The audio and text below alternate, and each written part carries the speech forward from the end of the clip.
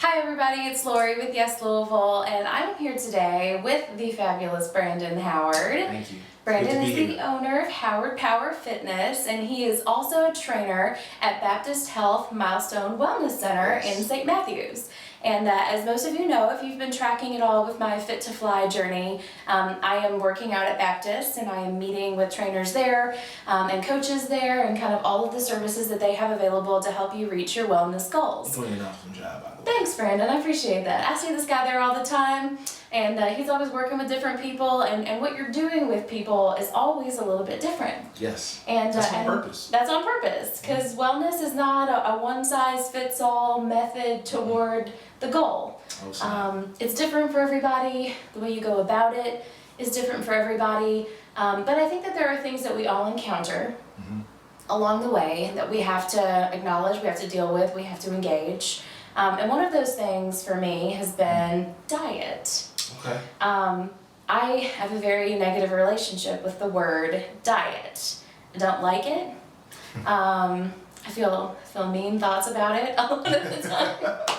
Because it's something that feels restrictive to me. It's something that when I hear the word diet, I hear you can't, you shouldn't, and I feel like defensive and sometimes shamed, and it's never been something that's been positive. But Brandon says that doesn't have to be the case, because diet isn't actually what I think it is. So break it down for us. Well, the feelings that you have are 100% normal. For decades and decades and decades, we have been inundated with all of these diets or new ways of eating. Right. There's Atkins diet, there's paleo, there's keto, there's whole 30, there's whole 60, whole 15, there's all low carb, no carb. There's so many diets. You lose track. You really do lose track. Every time you turn on the TV, there's something new. There's something called a cotton ball diet. We don't even need to get it. That sounds bad, guys. Don't even Google it. Don't even Google it. It's all bad. But there's just, to me, when I use the word diet, I am really just talking about how someone is eating. Okay. What they are putting into their mouth on a day-to-day basis. That is what I am referring to. Not a particular plan, but just what they are doing.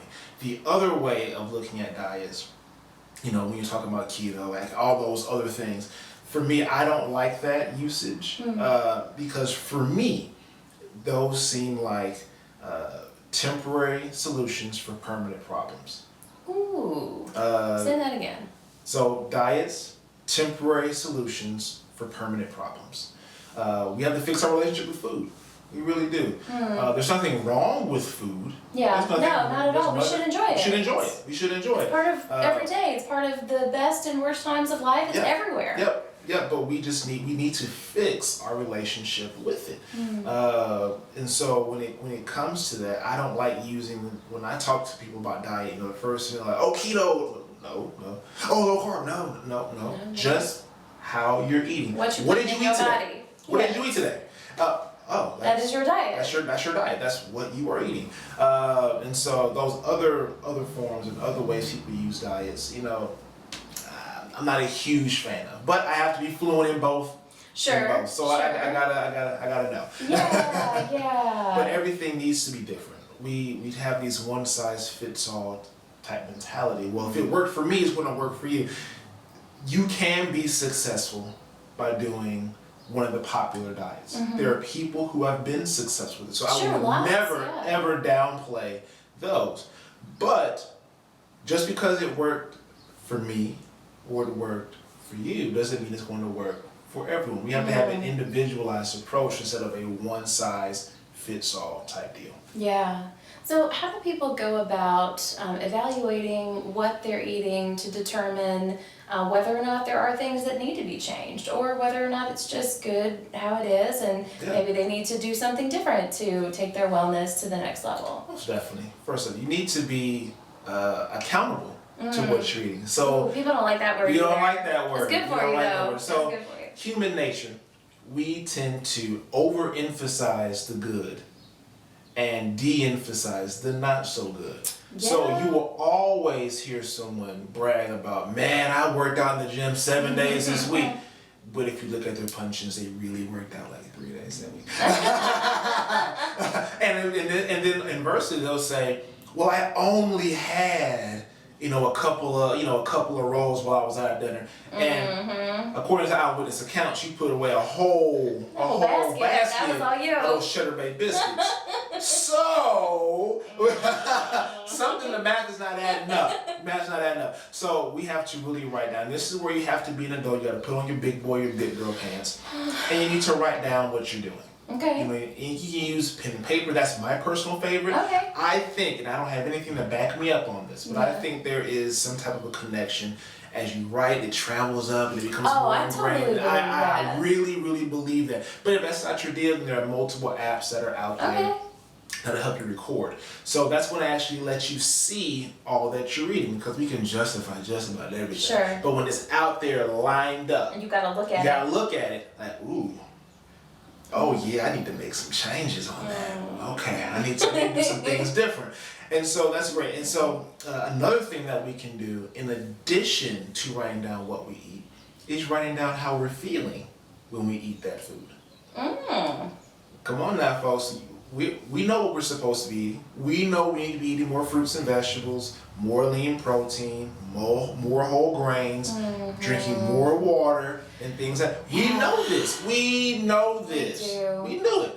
But stress, obligations, family life, that terrible boss you hate, all those things hijack our thought process. So if you know that after a big meeting, you are craving a big burger, there's some things, if you know that, you can put a plan in place to kind of prevent you from doing that. Get ahead of that feeling. Get ahead of it again. Don't let it impact your food. Exactly. You still might not be feeling the best after that meeting. Sure. But you might have eaten a little bit beforehand, so you're not as hungry after the meeting. Oh, that's a good plan. And then after the meeting, instead of having to go somewhere to get something to eat and then come back to the office, you can have something that's already made, something that's a little more portable, so you don't have to travel as far. So that way you save yourself hundreds, if not thousands, of calories by just planning what's going on. So, and some money too. And some money, and definitely some money. So the three things that I would recommend. First, writing down what you're eating. Okay. Writing down the feelings associated with that. And the benefit of that as well is you're going to be able to go back and say, man, how was I feeling back in 2018? Let me go to my notebook. Oh, yeah. You know what? Oh, this is a pattern. This is what happened last summer. This is how I stayed. Got it. That's the plan for this summer, because it worked last summer, so let's make it work this summer. Yeah, that's a good idea. So writing down, your feelings, and then actually making a plan to get around it. And something, you got to plan for the worst. You have to plan for the worst. So if you know this is going to happen, all right, put some things in place to at least mitigate some of those disasters. There you go. Yeah. So really, the word diet doesn't have to be our enemy. It doesn't have to be something that intimidates us. It doesn't have to be something that, is crazy expensive because you're buying a certain products from a certain company at a certain frequency all the time. Like it. I'm not going to get on my soapbox. We won't get on that soapbox. Maybe later, but not right now.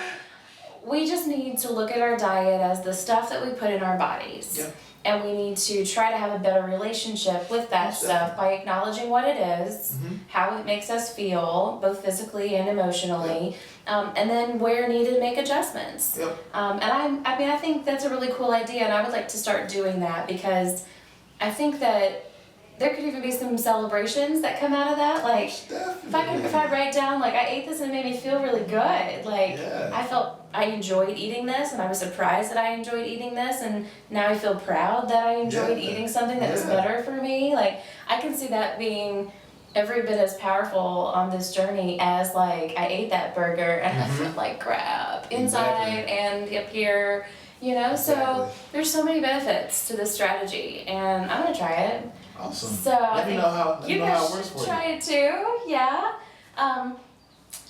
Could you maybe put together a little list for us of some resources that can help in this endeavor to have a better relationship with diet? Sure can. Awesome. So I'm going to get that from Brandon. We're going to put it below on this blog post so that you can have a few resources online to read more about this, to maybe find a tool that helps you with your tracking. And as always, if you need some support with your wellness journey like a trainer, because sometimes even doing these kinds of plans, like writing it down and how you feel, is great, but maybe you don't know what to do next. Maybe you don't know how to make a change. Most definitely. Maybe you don't know what to substitute for the things that don't make you feel good. So there are people here in our city, lots and lots of people here in our city, coaches galore, people who are passionate about wellness. And a lot of those do happen to be at Baptist Milestone, because we know them. And he's one of them. So we're definitely going to shout out our friends at Milestone and say that's a great place for you to get the help that you need in this journey. But we'll also put a whole lot more links down there that you can explore. So, and one thing I like, probably one of the biggest things is when you're starting your journey, you are one of one. It's going to be what works for you. Not necessarily what worked for your friend, your cousin, your mom, your dad. You might be able to take some things from them, sure. But you are you and they are them. So find what works for you. And don't compare. Don't compare. Always, when your only competition you're in is being a better person than you were yesterday. If you can look back, I have clients who I've been training for, 5 and 6 years, and they'll say, "Oh my gosh, why can't I be like so and so?" And I'll say, Because "Don't you remember what you were doing not just 6 months ago? How you were eating and now how hello." That's what we need to be focusing on. You are one of one. Find something that works for you. Definitely take advice from different people, well, from qualified people. If it worked, just because it worked for someone else doesn't mean it has to work for you. So find something that works for you and then roll with it. All right. So those are some really good tips to get started, and we'll be back with more.